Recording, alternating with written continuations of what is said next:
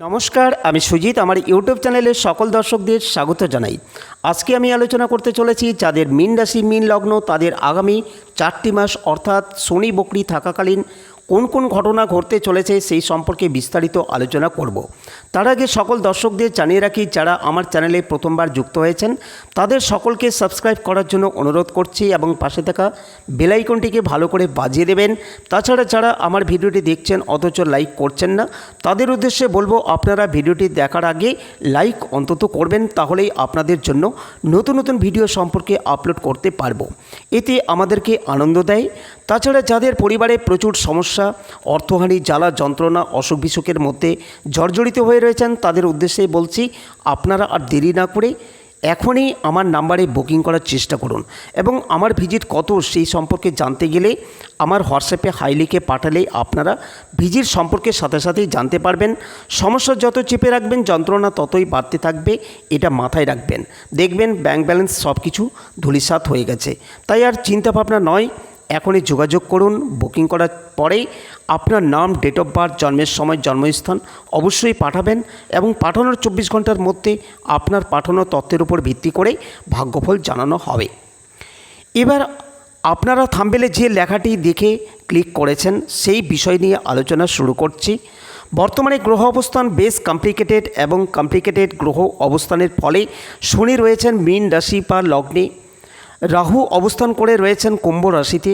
রাহুর সঙ্গে মঙ্গলের দৃষ্টি রয়েছে, মঙ্গলের সঙ্গে শনির দৃষ্টি রয়েছে, এর ফলে কমপ্লিকেটেড রয়েছে এবং এই কমপ্লিকেশন বেশ কিছু রাশির মানুষ তারা কিন্তু বেশ দুশ্চিন্তার মধ্যে রয়েছেন। কিন্তু দুশ্চিন্তা থেকে কতটা বেরিয়ে আসা সম্ভব, কতটা নিজেদেরকে ভালো রাখা সম্ভব, সেই সম্পর্কে আমাদের আজকের এই ভিডিও। মীন রাশি বা মীন লগ্নের মানুষদের বেশ কয়েকটি প্রেডিকশন, তার থেকে রিকভারের উপায় নিয়ে আজকের মূল আলোচনার বিষয়বস্তু। মীন কালপুরুষের দ্বাদশ রাশি এবং মীন রাশির বর্তমানে চলছে তীব্র সাড়ে সাথী। ভীষণ সেন্সিটিভ এই রাশি, ছোট ছোট বিষয় নিয়ে প্রচণ্ড দুঃখ পেয়ে থাকেন। ভীষণ অনেস্ট, ভীষণ ক্রিয়েটিভ, ভীষণ অ্যাডজাস্ট করবার ক্ষমতা রয়েছে। তা সত্ত্বেও একটু ইন্ট্রোভার্ট এই মীন রাশি বা লগ্নের মানুষগুলো।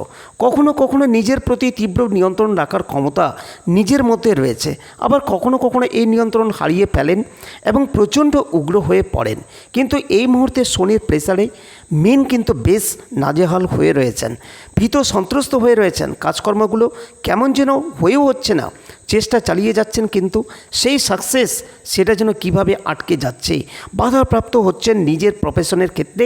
সম্পর্কগুলো কেমন যেন জটিল থেকে জটিলতর হয়ে উঠছে। এরকম অবস্থায় মীন কিন্তু কনফিউজড হয়ে আছেন। কোন দিক থেকে মীনকে এবার কন্ট্রোল করতে হবে, খেয়াল রাখতে হবে। মীন রাশি বা লগ্নের দ্বাদশে কিন্তু রাহু অবস্থান করে রয়েছেন এবং সমগ্র দুঃস্থানগুলি সেগুলো এখন কিন্তু অনেকটাই রাহুর নিয়ন্ত্রণে রয়েছে। ষষ্ঠভাবে অবস্থান করে রয়েছে কেতু। এই সময় গুপ্ত শত্রুরা তারা কিন্তু অ্যাক্টিভ রয়েছে, সামনে মিত্রতা, পেছনে তীব্র শত্রুতা। তাই বাইরের লোককে বেশি ভরসা করলে মীন কিন্তু বিপদে পড়বেন। নিজে কি ভাবছেন, নিজে কি করছেন, নিজে কি করতে চাইছেন সেই দিকগুলির উপরেই পুরোপুরি ভরসা রাখতে হবে। এদিক ওদিক করলে কিন্তু গণ্ডগোলের সম্ভাবনা অবশ্যই থাকবে এবং নিজের উপরে নিয়ন্ত্রণ যদি হারিয়ে ফেলেন তাহলে কিন্তু বেশ বিপদে পড়তে আপনি পড়বেন, বেশ বিপদের মধ্যেই আপনি পড়বেন। চতুর্থভাবে বৃহস্পতির অবস্থান করে রয়েছেন। বাড়ির প্রতি, গৃহের প্রতি, সংসারের প্রতি, সমাজের প্রতি একটা আকর্ষণ বাড়তে দেখতে পাওয়া যাবে। নিজের যে স্থিতিক্ষেত্র, যেখানে আমি থাকি, যেটা আমার আসন, যেটা আমার বাড়ি, যেটা আমার ফ্ল্যাট, যেটা আমার পরিবেশ, পারিপার্শ্বিক অবস্থা, তাদেরকে আরেকটু ভালো রাখবার চেষ্টা, তাদেরকে আরেকটু বেটারমেন্ট দেওয়ার চেষ্টা, এটা মীনের ক্ষেত্রে কাজ করতে দেখতে পাওয়া যাবে। এর ফলে বহু মীন রাশি বা লগ্নের মানুষ তারা বাড়ি কেনার চিন্তাভাবনা করবেন।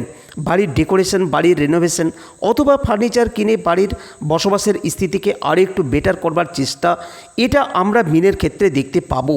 পরিবারের মানুষদের প্রতি প্রবল আকর্ষণ, ভীষণ কেয়ারিং অ্যাটিটিউড আমরা দেখতে পাবো। কিন্তু এই যে চতুর্থে বৃহস্পতি এবং লগ্নে শনি, এর ফলে আপনার যে কেয়ারিং দেখতে পাওয়া যাবে তার আউটপুট, তার রিটার্ন সেটা কিন্তু আপনি পাচ্ছেন না। এর ফলে মনের মধ্যে একটু সংশয়, মনের মধ্যে একটু দুঃখ, খেদ কাজ করতে দেখতে পাওয়া যাচ্ছে। একটু সাপ্রেসড হয়ে পড়তে পারেন, একটু ডিপ্রেসড হয়ে পড়তে পারেন, কর্মক্ষেত্রে একটু ডমিনেশন এই সময় কাজ করতে পারে। এর মধ্যে একটা সলিড প্রেসার, এটা পজিটিভ প্রেডিকশন আমরা খুঁজে বার করবার চেষ্টা করব।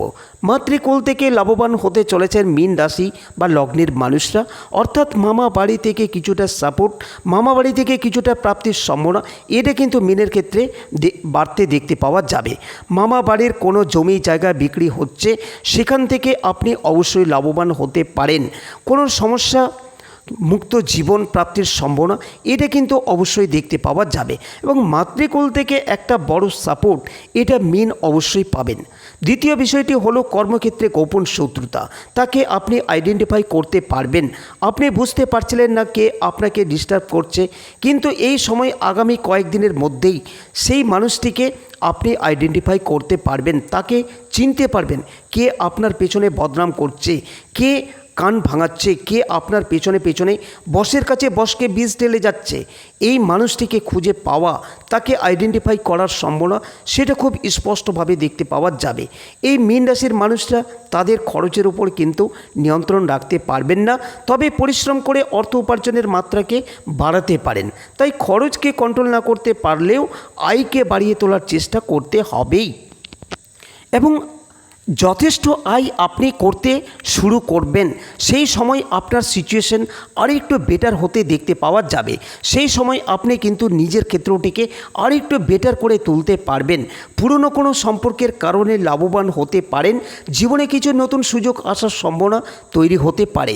কিন্তু খেয়াল রাখতে হবে, এই সময় যদি কোনো বিশেষ কাজে টাকা দেন, যে কাজে সরাসরি হওয়ার নয় কিন্তু আপনি টাকা দিয়ে সেই কাজটি উদ্ধার করতে চলেছেন, হতেই পারে আপনি চাকরি প্রাপ্তির জন্য এইচআরকে টাকা দিয়ে উদ্ধার করলেন, তার বিশেষ কিছু প্রাপ্তির জন্য আপনি টাকা অফার করছেন। এই ক্ষেত্রগুলিতে কিন্তু প্রতারিত হওয়ার সম্ভাবনা মারাত্মকভাবে আছে। তিনি জমি ক্রয় করতে গিয়েছিলেন এবং জমি ক্রয় হয়ে গেছে, পারচেজ করবার সময় পরে তিনি জানতে পারলেন এই জমির আরও বেশ কয়েকজন ওয়ারিশ রয়েছে, সেই ওয়ারিশরা মামলা করেছে ওনার নামে। এরকম একটা জটিল পরিস্থিতির সৃষ্টি হয়েছে মিনের ক্ষেত্রে। সুতরাং মিনকে সাবধান অবশ্যই হতে হবে। কি করছেন, কার উপরে নির্ভর করছেন এবং কাকে আপনার বন্ধুর স্থানে অবস্থান করতে দিয়েছেন। চতুর্থ ভাবের ওপরে দ্বাদশ ভাবস্থ রাহুর দৃষ্টি রয়েছে, এটা কিন্তু খুব একটা ভালো কম্বিনেশন কখনোই নয়। অন্যদিকে লগ্নে শনি রয়েছে, বেশ কিছু বাধা বিপত্তির সৃষ্টি করেছে, বাড়িয়ে তুলেছে আপনার পরিশ্রম। এই সময়ে কাঠিন্য কিন্তু আপনাকে আপনার জীবনকে অনেকটাই প্রশস্ত করে তুলবে।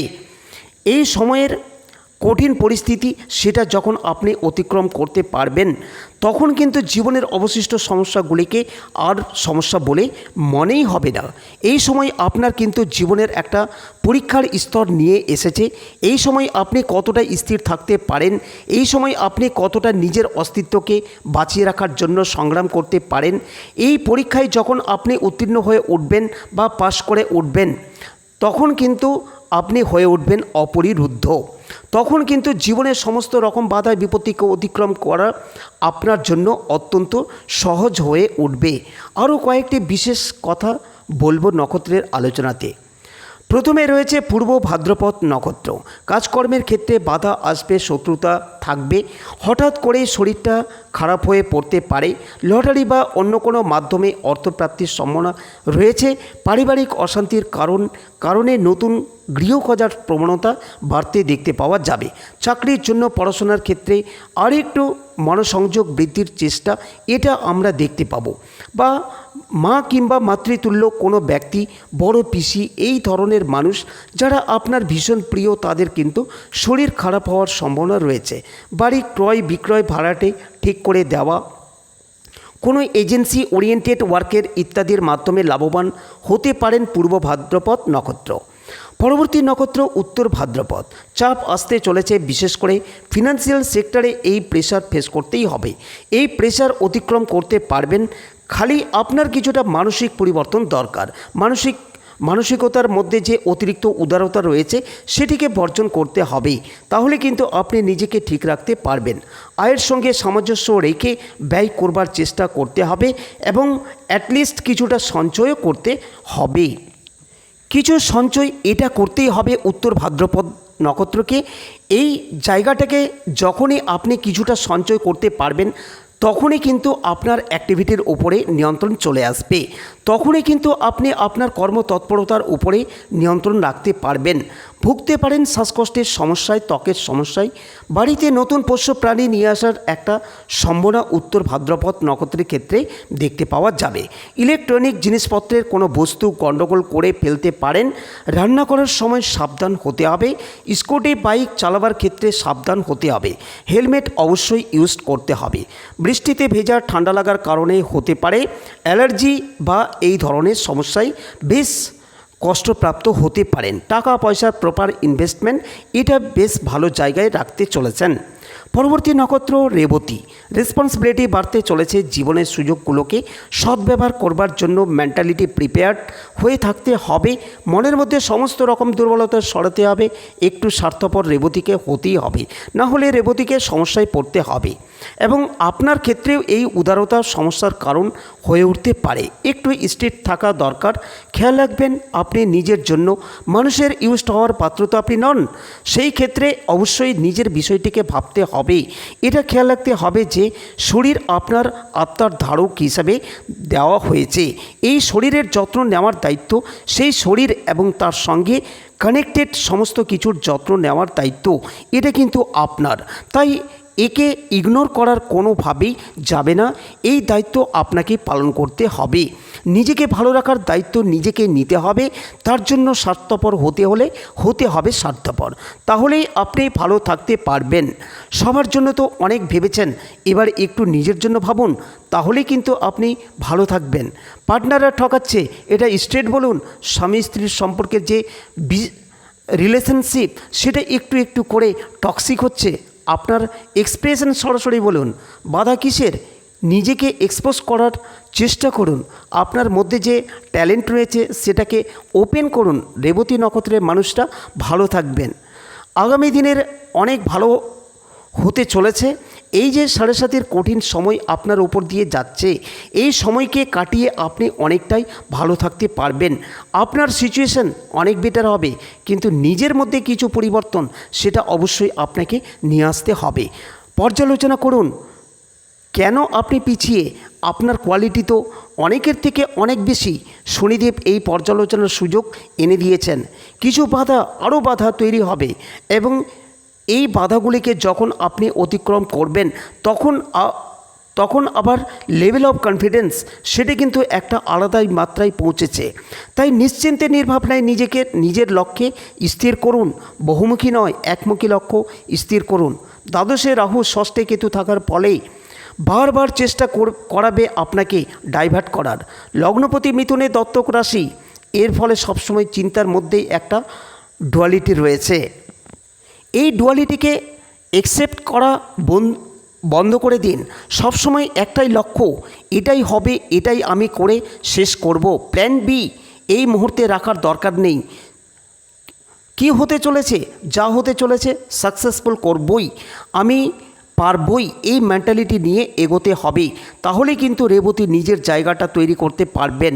সমস্যা আসতেই পারে, সমস্যা সমাধানের চাবিকাঠি আপনার কাছেই রয়েছে। তারপরেও জ্যোতিষ বন্ধুরাও রয়েছেন আপনার পাশে। আমার সঙ্গে যোগাযোগ করতে পারেন। জ্যোতিষ প্রতিকার, প্রতিবিধান ইত্যাদির আগে অবশ্যই দরকার জ্যোতিষ বিচার এবং প্রপার বিচার। তার জন্য দরকার প্রায়োরিটারি অ্যানালাইসিস। অবশ্যই সমস্যায় পড়লে জ্যোতিষ বন্ধুর পরামর্শ নিন, প্রপার একটা অ্যানালাইসিস করান। কতদিন পর্যন্ত এই সমস্যা, কেন এই সমস্যা, কিভাবে মিটতে পারে এই সমস্যা, সবচেয়ে বড় কথা হলো কতটা মিটতে পারে এই সমস্যা, এই সম্পর্কে একটা ধারণা দরকার এবং তারপরে নিজের জীবনের পরিকল্পনা করা দরকার। তাহলে আজকের আলোচনাটি এই পর্যন্ত। পরবর্তী রাশিফল নিয়ে আবার ফিরে আসছি। ভালো থাকবেন, ধন্যবাদ।